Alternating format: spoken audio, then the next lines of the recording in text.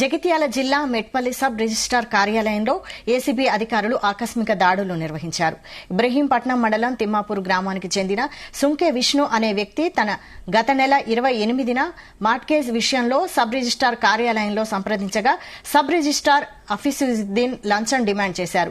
10,000 ఇస్తే పని పూర్తి చేస్తామని చెప్పగా రైటర్ అటెండర్ బానోత్ రవికి 5,000 ఇచ్చేటప్పుడు అధికారులు రెడ్ హ్యాండెడ్ గా పట్టుకున్నారు.